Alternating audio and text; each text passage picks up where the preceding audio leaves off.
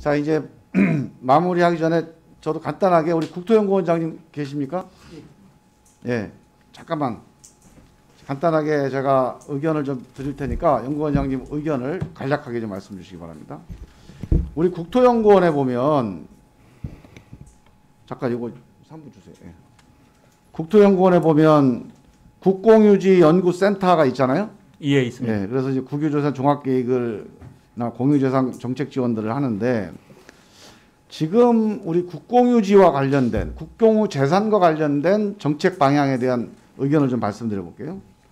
저 PPT 좀 떼고. 예.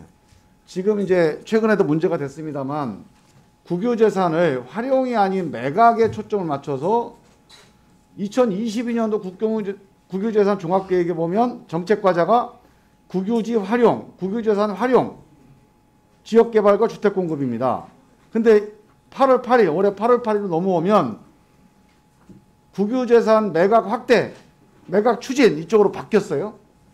그 다음에 행안부의 정부위원회 매각 폐지 통합계획에 보면 공공토지비축심의위원회를 폐지하는 걸로 나와 있습니다. 이게 이제 이명박 정부 때 만든 거거든요. 그 토지은행 만들 때. 그래서 저는 이제 이런 방향에 대해서 조금 이견이 있어요. 뭐냐면 지금 대한민국은 국공유지가 비율이 한 22% 정도밖에 24%밖에 안 되는데 대부분 또 이게 국립공원, 도립공원들이 대부분이에요. 그래서 SOC 사업을 할 때 제가 예전에 기재위에서 제가 발표한 자료가 있는데 처음에 예산을 책정을 해서 이게 5년차 SOC 사업이다 그러면 5년 이후에는 애초에 초기 년도 사업비보다 660%나 증액이 돼요.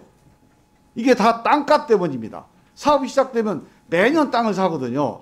그래서 그렇게 하지 말고 땅을 일괄적으로 구입을 해서 그 이후에 건축비만, 토목비만 이제 드리는 걸로 하자. 근데 그게 예산을 한꺼번에 잡으면 너무 무리라는 거예요. 그러니까 이런 것들을 위해서 토지은행을 활용을 해서 토지은행에 기금을 조성을 하고 이 토지은행이 이런 SOC 사업에 대한 토지 비축을 해놨다가 이거를 기재부나 지방정부에다가 대여하든지 매각하든지 하는 방식으로 하면 훨씬 더 효율적으로 SOC 사업을 할 수 있다. 산업단지나 아니면 택지도 이 토지은행을 통해서 미리 좀 수용을 했다가 이거를 저렴한 가격에 공급하는 기능, 즉 공공공급의 기능을 대폭 확대할 수가 있잖아요. 그래서 저는 지금 현재 있는 국토부 산하에 있는 토지은행을 기재부 산하로 옮겨서 이런 국공유지 전반을 비축하는 그런 기관으로 좀 확대하자. 기금 조성도 하고 지금은 이제 LH 그 유효 자금만 갖고 하고 있어요. 그거 갖고는 뭐 사실 턱도 없죠. 그래서 저는 국공유지를 확대하는 비축하는 사업이 좀 국가적으로 꼭 해야 될 임무다. 그런 점에서 토지은행을 확대하는 게 좋겠다. 이런 의견인데 의견 좀 부탁드립니다. 예, 저희 그 국유재산법에 의하면은 이 국유재산은 국가 전체 이익에 따라서 취득과 처분이 이제 균형을 이루게 돼 있다 이렇게 되어 있고 또 별도의 공공토지 비축과 관련된 또 토지은행과 관련된 법이 아까 의원님이 말씀하신 것처럼 있습니다.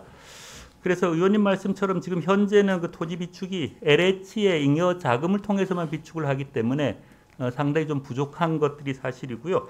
뭐 개인적으로는 경제가 어려울 때 이 좀 토지 비축을 하고 좀 경제가 오히려 좀 활성화할 때 좀 매각을 하는 뭐 이런 방향이 드는데 특히 이제 경제가 어려워지면은 뭐 여러 가지 부도가 나거나 신용이 문제가 돼 가지고 이제 토지가 이렇게 좀 이렇게 나올 때 그때 정부가 오히려 좀 비축 역할을 하는 것들이 굉장히 선제적으로 중요하다는 생각을 가지고 있습니다. 네.